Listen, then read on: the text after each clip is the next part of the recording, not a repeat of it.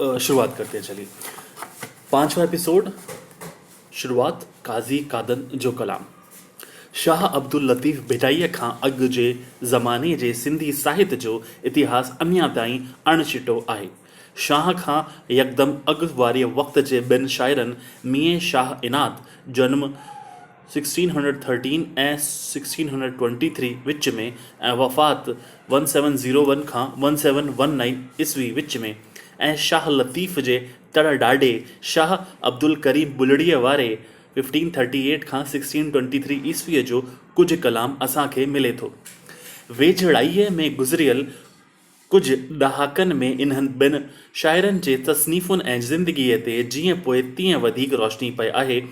मरहूम अलामा उमर बिन मोहम्मद दाऊद पोटे ऐं मेमण अब्दुल मजीद सिंधीअ सिंध में ऐं डॉक्टर मोतीलाल जोतवाणीअ हिंद में शाह अब्दुल करीम बुलड़ीअ वारे जे कलाम ऐं ज़िंदगीअ ते ऐं डॉक्टर नबी बख्श खान बलोच मियां शाह इनात जे कलाम ऐं ज़िंदगीअ ते रोशनी विझी सिंधी साहित्य सां वॾा वॾ कया आहिनि, पर इन ॾिस में अञा घणो कुझु करणो पियो आहे। छो त हेल ताईं शाह करीम जा फ़क़ति 93 बैत ऐं शाह इनात जा 469 बैत ऐं 42 वायूं ई मिली सघियूं आहिनि। इन्हनि शाइरनि जे कलाम में जेका पुख़्तगी ऐं रवानी आहे, तंहिंखे ख़्याल में रखंदे इहो वेसह में ई नथो अचे त हुननि को फ़क़ति एतिरो ई कलाम चयो हूंदो, पर इन्हनि शाइरनि खां अॻु जे साहित्य बाबति फ़क़ति के झका ऐं अणपूरा हवाला मिलनि था। सिंधी ॿोलीअ जी पहिरीं रचना दो चनेसर कविता लिखी वई आहे, जंहिं रचना जे लिखण जो समो 1312 ईस्वी चयो वञे थो, पर उहा रचना बि खंडित ऐं अणपूरी आहे। 14हीं सदीअ जे आख़िर वारे वक़्त जे ॿिनि सूफ़ियुनि शेख हमाद बिन रशीदुद्दीन ज़माली ऐं दरवेश नोह होतियाणीअ जे नालनि सां जोड़ियल ॿिनि बैतनि जो ज़िक्र बि मिले थो। उहे हदीक़त उल औलियाए जे कलमी नुस्खे में दर्ज थियल आहिनि, पर उहे बैत जीअं त वाक़ाती आहिनि, इन करे उहे चाहे करे सिंधी ॿोलीअ जे इतिहास जे ख़्याल खां वॾी अहमियत रखनि था, पर उन्हनि मां उन वक़्त जे साहित्यिक मयार परखण में घणी मदद नथी मिले। इन सिवाइ शेख इसहाक़ आहंगर ऐं 15हीं सदीअ जे आख़िर वारे वक़्त जे मशहूर मामोई फ़क़ीरनि हफ़्ततुन जे अॻकथीअ वारनि बैतनि ऐं 16हीं सदीअ जे शाइरुनि मखदूम अहमद भट्टी, मखदूम नोह हालाकुंडी, दरवेश राजू, शेख भिरिये ऐं काज़ी कादन जो बि ज़िक्र मिले थो। इन्हनि सभिनी में काज़ी कादन ही हिकु अहिड़ो शाइर आहे जंहिंजा मस्तनद लिखित बैत मुहैया थी सघिया हुआ। काज़ी कादन जब हैल ताईं फ़क़ति 7 बैत मौजूद हुआ। बाक़ी शाइरनि जो कलाम अहिड़ो ऐं एतिरो न आहे जंहिं मां उन वक़्त जे अदबी मयार जी ॼाण पवे या उन वक़्त जे साहित्य बाबति को रायो जोड़े सघिजे। बेतरफ़ शाह अब्दुल लतीफ़ 1689 खां 1752 खे शाइरनि जो सरताज करे तस्लीम कयो वियो आहे। ॾेही ऐं परॾेही सुखन फ़हम अॼु ताईं हुन जे कलाम मां नित नयूं खूबियूं ज़ाहिर करे रहिया आहिनि ऐं संदसि सारा हमा ढापनि ई नथा के शाह जे शाइरीअ जे अज़ीम खूबियुनि ते मफ़तून आहिनि त के वरी उनमें समायल रूहानी राज़नि जा शैदाई आहिनि। किन खे उनमें सिंधी ॿोलीअ जी अणमई खाणी मिली आहे त किन खे वरी माइना जे मोतियनि मोहियो आहे। बहरहाल सभिनी हिक ई आवाज़ में शाह जी अज़मत खे ॻातो आहे। शाह साईंअ खे वफ़ात करे अॼु 250 सालनि खां बि वधीक अरसो थियो, पर संदसि इज़त ऐं एहतराम जीअं पोइ तीअं वधंदड़ ई आहिनि। सुर्गवासी लाल सिंह अजवाणीअ जे लफ़्ज़नि में शाह साहब कविता जे फुलवाड़ीअ जो बहितरीन गुल आहे। श्री कल्याण आडवाणीअ हिकु हंधि लिखियो आहे त शाह जो रिसालो हिकु अहिड़ो अमीक आहे जंहिं मां अदबी क़वासिन वक़्त नयूं सिपूं सोझे पे कढ़ियूं आहिनि। तहक़ीक़ शाह जो रिसालो हिकु अहिड़ो महराण आहे जंहिं मां नवनि मोतियनि मिलण जो हर वक़्तु यकीन आहे।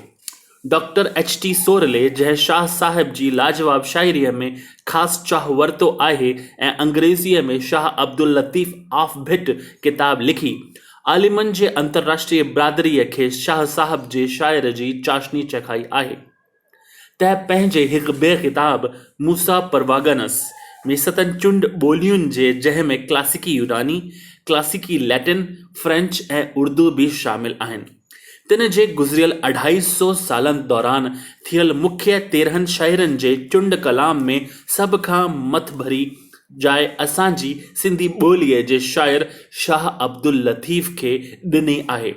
हू चवे थो त बाकमाल शाइरनि जी शाइरीअ खे पेश कंदे हिकिड़े खे ॿिए ते फ़ोक़ियत ॾियण जी कोशिश करणु इंसाफ़ पसंदी न चइबी। अहिड़ी नोइयत जी परख में माण्हुनि जो सदाई पाण में इख़्तिलाफ़ रहंदो, पर मुंहिंजी नज़र में सत ॿोलियूं ॻाल्हाईंदड़नि कंहिं बि हक़ीक़ी शाइरनि में सभ खां मथी जाइ सिंध जे शाह अब्दुल लतीफ़ जी आहे, जंहिं जे कलाम में लाहूती इश्क़ जी लात ऐं बेख़ुदी महसूस करणु धारा रही न सघिबो।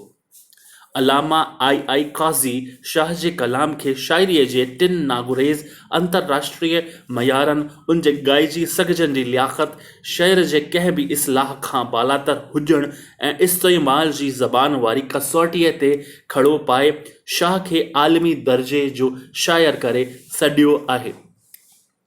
हीअ फ़क़ति चंद मिसाल आहिनि। जिन शाह जो क़दुरु सुञातो आहे, उन्हनि खेसि शेक्सपियर सयों करे बिहारियो आहे। किन त खेसि शेक्सपियर खां बि वधी थडियो आहे। इन्हे जे मद्देनज़र ई शाह अब्दुल लतीफ़ वारे ज़माने यानी 17वीं सदीअ जे पहिरें अॻु खे सिंधी साहित्य जो सोनहरी ज़मानो करे थडियो वियो आहे। जा ॻाल्हि सही बि आहे, पर शाह जे कलाम ते नज़र फेरे वरी जो खणी शाह खां अॻु वारे ज़माने ॾांहुं थो निहारजे त विस्मय में पइजियो वञिजे। शाह वारे ज़माने जे उसरियल ऐं अणमय साहित्य जे निस्बत में उन खां अॻु वारे वक़्त जो निस्बतन अदबी ख़ाल ॾिसी इहो सोचण लाइ मजबूर थी थो वञिजे त किन ॿिनि लाॻितनि ज़माननि जे विच में एॾो चिटो तज़ाद कीअं थो थी सघे। इते अची पंहिंजी अदबी तवारीख़ जे इब्तिदाई हिसे जी खोट जो अहसासु थिए थो। शाह वारो दौर सिंधी अदब जे ओज़ ऐं उरूज़ जो दौर आहे ऐं हर उरूज़ खे हिकु रिवायत हूंदी आहे। शाह जा मुख्य तरह 2 रूप असांजे साम्हूं आहिनि। हिकिड़ो आहे संदसि कामिल दरवेश हुजण वारो रूप ऐं ॿियो आहे हिकु अज़ीम शाइर वारो रूप। रूहानी रियाज़तूं करे कोई ओचितो कमालियत खे रसे इहो त मुमकिन आहे, पर साहित्य जे खेत्र में करामतूं न थींदियूं आहिनि ऐं न ई कंहिं शाइर जो बिना कंहिं पकी पुख़्तीअ रिवायत जे ओचितो अज़मत ते रसणु ई मुमकिन आहे। साॻीअ तरह कंहिं ॿोलीअ जे अदब जो बि बिना हिकु अज़ीम रिवायत जे ओचितो औज उरूज़ खे रसण बि मुंहिंजे समझ मुजीब मुमकिन न आहे। ज़ाहिर आहे त शाह वारे सोनहरी दौर खां अॻु सिंधी साहित्य जे इर्तिका जी ज़रूरु हिकु एतिरी ई ज़ोरदार रिवायत रही हूंदी, जंहिं जे ॾाकनि ते क़दम रखंदे सिंधी अदब इन कमालियत खे रसियो हूंदो। इन कमालियत जो यकीनन हिकु प्रोसेस या सिलसिलो रहियो हूंदो, जंहिं जूं इब्तिदाई कड़ियूं लापता आहिनि। जदीद सिंधी ॿोलीअ जी इब्तिदा जीअं असांखे ॼाण आहे 11वीं सदीअ जे उभरी निकिरण सां गॾोगॾु थी चुकी हुई। सुमेरनि जे दौर 1050 खां 1350 ईस्वी सिंधी ॿोलीअ ऐं उन जी इर्तिका जो रूमानी दौर आहे ऐं उन वक़्त ताईं सिंधी ॿोलीअ में बयान जी काफ़ी सलाहियत पैदा थी चुकी हुई।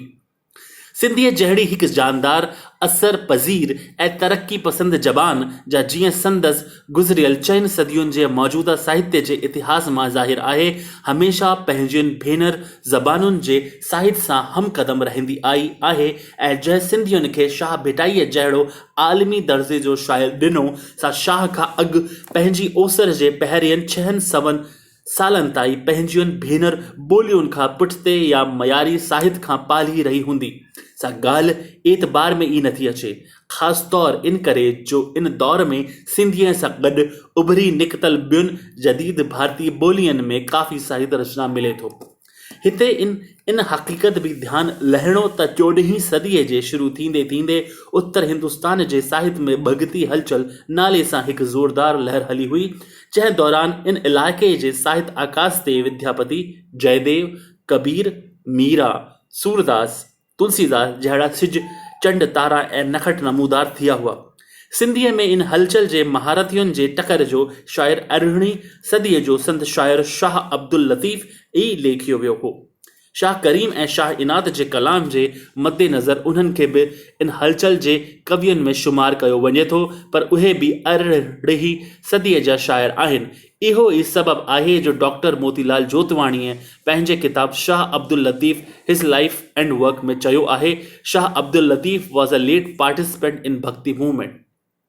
किन विद्वाननि इहो बि रायो ठाहियो आहे त 16हीं सदीअ जी पहिरीं चौथाईअ खां अॻु सिंध शायदि भारत सां लॻापो विञाए वेठी हुई, पर सिंधु जेका हर समाजी सभ्यतिक साहित्यिक ऐं राजनीतिक मुहिम में पंहिंजी मुख्य भूई भारत सां कूल्हो कूल्हे सां मिलाए हली हुई, सा साहित्यिक क्षेत्र में ऐं तंहिं में बि ज़ोरदार भक्ति हलचल में पंहिंजियुनि आसपास वारियुनि एराज़ियुनि सां कीअं पुठिते रही हूंदी। त पोइ सुवाल आहे त किथे आहे भक्ति हलचल जे इब्तिदाई दौर जो सिंधी शाइर, जेको इन हलचल जे बानी शाइरनि कबीर, नामदेव, गुरु नानक ऐं नरसिंह मेहता वग़ैरह जे शहर जो हमसर हुजे। किथे आहे उन दौर जो अहिड़ो को बाकमाल शाइर जंहिंजो शाइर सिंधी साहित्य जे सिंधीअ जे भेनर ॿोलियुनि जे साहित्य खां हम क़दम हुजनि ते शाहिद हुजे, ऐं किथे आहे उहा अज़ीम रिवायत जेका शाह जहिड़े शाइर जो बुलंद पाए कलाम जो बुनियाद बणी। इन्हनि सुवालनि जा जवाब ॻोल्हण लाइ इहे सिंध ऐं हिंद में तमामु मुहक़क़ सिंध जे क़दीम साहित्य जी तलाश ऐं तहक़ीक़ जे कार्य में सरगर्दान रहिया आहिनि, ऐं माज़ीअ जे अमीक में टुबियूं हणी वक़्तु असांखे नवां अमूल माणिक ॾींदा रहिया आहिनि। डॉक्टर नबी बख्श खान बलोच पंहिंजे किताब मिर्रे शाह इनात जो कलाम जे मुखाग में लिखे थो, हिन वक़्त ताईं सिंध जे सदा हयात ऐं सरताज शाइर बल्कि दुनिया जे अज़ीम तरीन शाइर शाह अब्दुल लतीफ़ भिटईअ जे शाइर जो तवारखी पस मंज़र मुबहम हो। इहे पियो लॻो ॼण त सिंधी शाइरी ओचितो पंहिंजी बलूगत खे पहुती। मीर शाह इनात जो कलाम सिंधी शाइरीअ जे मुसलसल इर्तिकाई औज ऐं उरूज़ ते शाहिद आहे ऐं शाह जे शहर ते चिटो आईनो आहे, पर मियो शाह इनात शाह लतीफ़ खे बिल्कुलु वेझो शाइर आहे ऐं हिकु मायना में उहो शाइर हुन जो हमअसर बि आहे। इन करे सिंधी शाइरीअ जे इर्तिकाई औज ऐं उरूज़ जे पीढ़ी जी तलाश शाह इनात ताईं पहुची ख़तमु नथी थिए, तॾहिं असांजी नज़र उन खां अॻु वारनि शाइरनि शाह करीम, सैयद अली सानी, काज़ी कादन वग़ैरह तरफ़ छिकिजी वञे थी। डॉक्टर नबी बख्श खान बलोच मियां शाह इनात जो कलाम में लिखे थो त काज़ी कादन ऐं शाह करीम पंहिंजे दौर जा वॾा शाइर शुमार करे सघजनि था, मगर काज़ी कादन जा फ़क़ति 7 बैत महफ़ूज़ रहिया आहिनि ऐं मियां शाह करीम जी मलफ़ूज़ात बयान उल आरिफ़ीन सॼी मौजूदु आहे, पर उनमें संदसि जुमिले 93 बैत आहिनि। ज़ाहिर आहे त डॉक्टर बलोच खे हिननि शाइरनि जे शहर जे घटि तादाद सबबि हुननि खे हिकु वॾो शाइर करे शुमारण में हटक थी आहे। मिर्ज़ा कलीच बेग जो पंहिंजे रिसाले करीमी में लिखियो आहे त शाह करीम बुलड़ीअ वारे जो कलाम अहिड़ो या एतिरो न आहे जंहिं करे सिंध जो वॾो शाइर चई सघिजेसि। तंहिं ते टीका टिप्पणी कंदे दाऊद पोटे शाह करीम बुलड़ीअ वारे जो कलाम नाले किताब में लिखियो आहे त फ़ारसी तज़करनि में रुदकीअ खां अॻु जेके शाइर थी गुज़रिया आहिनि तिन जो कलाम बिन टिन तुकनि या बैतनि खां मथे न आहे। पोइ ईअं चइबो छा त उहे शाइर न हुआ या हुननि खे शाइरनि जे क़तार में न लिखिजे। मुंहिंजी नज़र में शाह करीम पंहिंजे वक़्त जो वॾो शाइर हुओ। डॉक्टर दाऊद पोटे मुजीब शाइर जी माना आहे उहो शख़्स जंहिंखे शऊर या अहसास हुजे, ऐं न उहो शख़्स जेको काग़ज़ कलम खणी काफ़ियनि जी लांड तयारु करे, वज़न ठाहे शाइर घड़ींदो वञे। शाइर उहो आहे जंहिंजे दिलि में जज़्बो हुजे ऐं उन जज़्बे खे सुहिणो लिबास पहिराए सघे। धन्यवाद।